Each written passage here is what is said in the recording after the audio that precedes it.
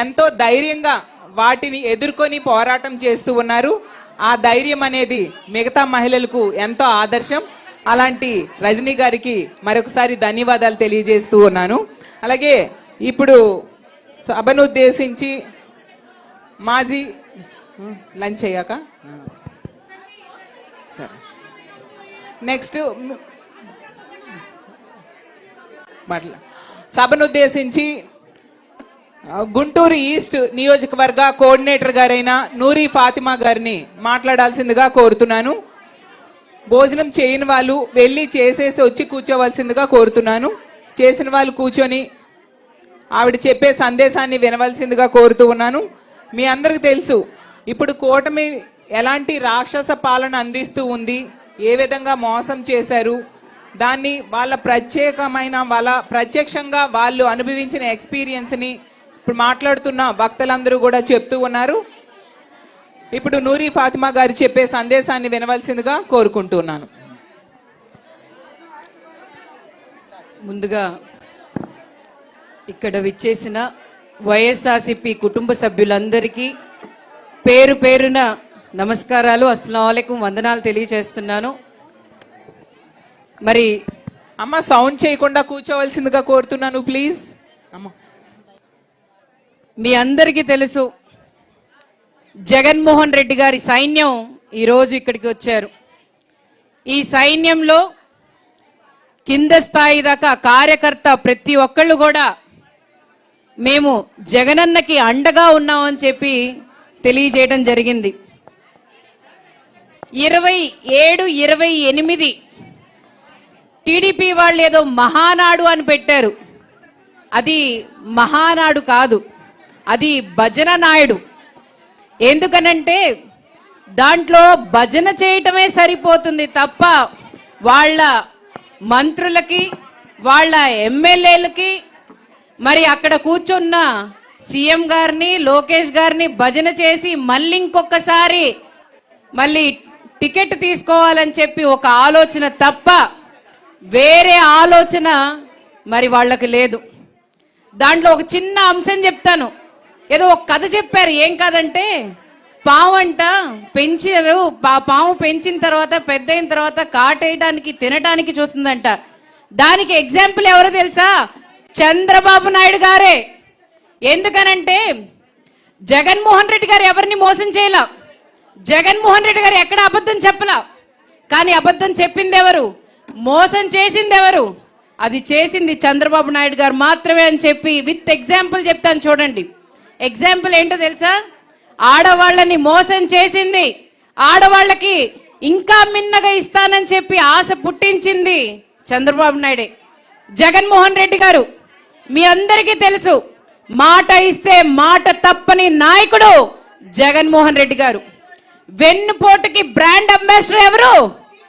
చంద్రబాబు నాయుడు. నమ్మకానికి భరోసాకి నేను ఉన్నాను అని చెప్పి నమ్మించిన వ్యక్తి ఎవరు? అది జగన్మోహన్ రెడ్డి గారు మాత్రమే. మరి వ్యత్యాసం ఎంత ఉంది? వ్యత్యాసం చాలా ఉంది.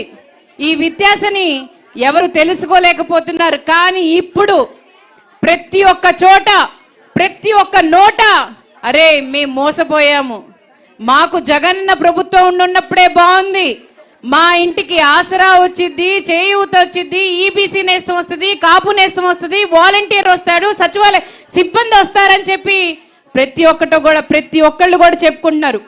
కానీ ఈరోజు ఎవరు వస్తున్నారు తెలుసా? లంచాలు తీసుకోవడానికి వస్తున్నారు. ఈరోజు ఎవరు వస్తున్నారు తెలుసా? వాళ్ళ ఎమ్మెల్యేలు. మీరు ఎంత ఇస్తారు, మాకెంత ఇస్తారు, మీకెంతకు మేము ఏం పని చేయాలని వస్తున్నారు.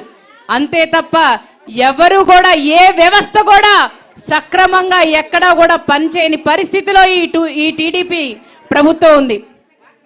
2 సంవత్సరాలు కంప్లీట్ అయింది. వాళ్ళ గురించి చెప్పుకోవడానికి ఏమైనా ఉందా? నిజంగానే మహానాడు అట్టర్ ఫ్లాప్ అయినట్టు ఆ టీడీపీలోనే గుసగుసలు.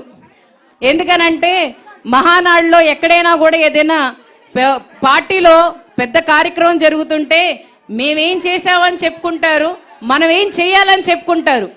కానీ అక్కడ చెప్పుకోవడానికి ఏం లేదు. ఏం చెప్పుకుంటారు? మేము మంచి చేసామని చెప్పుకుంటారా? చెప్పుకోవడానికి లేదు.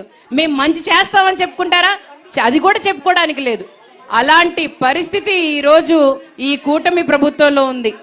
మహిళలకి రక్షణ లేదు, మహిళలంటే గౌరవం లేదు. ఒక చిన్న ఎగ్జాంపుల్ చెప్తానండి, చాలా మందికి తెలిసి ఉండదు. ఈరోజు మరి ఈ కూటమి ప్రభుత్వంలో మహిళలు ఎంత ఇబ్బంది పడుతున్నారంటే, మరి వ్యభిచారానికి కూడా వెళ్ళటానికి వాళ్ళు అలాంటి ఆసరా వెతుక్కుంటున్నారు. ఎందుకంటే మొన్న తెనాలిలో ఒక ఇష్యూ గురించి నేను మాట్లాడటం జరిగింది. తెనాలిలో ఒక యాప్ గురించి మరి వెలుగులో రావటం జరిగింది. ఇదన్నీ రావడానికి కారణం ఎవరు?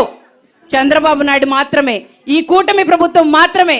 ఎందుకనంటే జగన్మోహన్ రెడ్డి గారు ఉన్నప్పుడు ప్రతి కుటుంబానికి ఆసరాగా ఉంటానని చెప్పి అన్ని పథకాలు ఇచ్చి అన్ని డబ్బులు వాళ్ళ ఇంటికి చేరి వాళ్ళ కాళ్ళ మీద నిలబడేలా చేస్తే, ఈ కూటమి ప్రభుత్వంలో ఏం చేస్తున్నారు వీళ్ళు?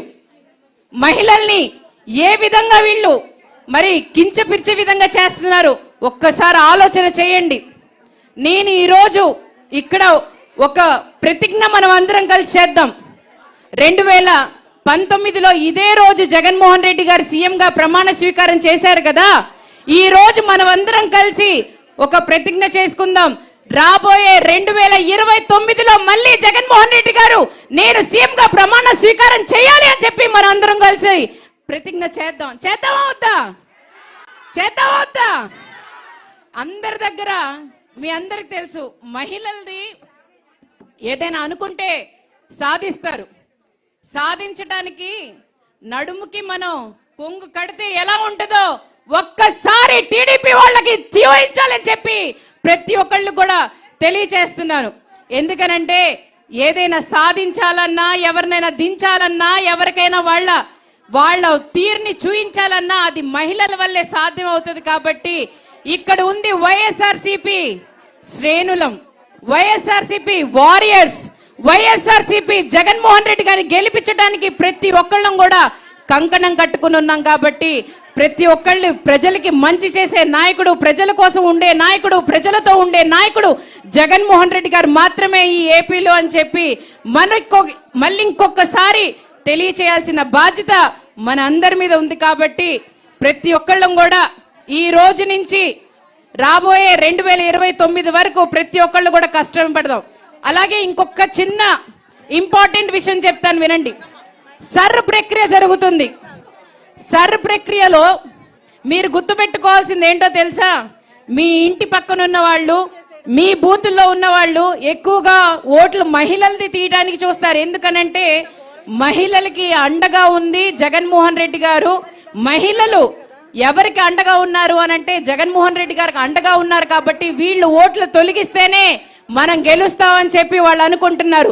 ఆ విషయానికి మనం అందరం కూడా చాలా జాగ్రత్తగా వహించి ప్రతి ఒక్కళ్ళు కూడా ప్రతి ఒక్క బూతుల్లో కూడా మహిళల ఓట్లు పోకుండా మన ఓట్లు మనకు ఉండే విధంగా ఈ సర్ ప్రక్రియలో చేయాలని చెప్పి తెలియచేసుకుంటూ మరి అవకాశం ఇచ్చిన ఎమ్మెల్సీ కళ్యాణ్ గారికి ధన్యవాదాలు తెలుపుకుంటూ జై జగన్, జై జగన్, జోహార్ వైఎస్ఆర్, జోహార్ వైఎస్ఆర్. అమ్మ, సభను ఉద్దేశించి జోన్ 1 వర్కింగ్ ప్రెసిడెంట్ అయిన అనురాధ గారిని మాట్లాడాల్సిందిగా కోరుతున్నాను. అమ్మ నెక్స్ట్ మీరు. ఫస్ట్ జోన్ 1 అనురాధ గారు. అమ్మ రండమ్మా. ఆవిడ పేరు కూడా అనురాధ. అమ్మ మిగతా వాళ్ళు కూర్చోవలసిందిగా కోరుతున్నాను ప్లీజ్.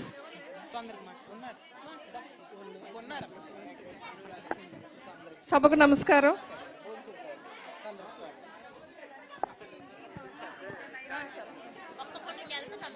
సభకు నమస్కారం.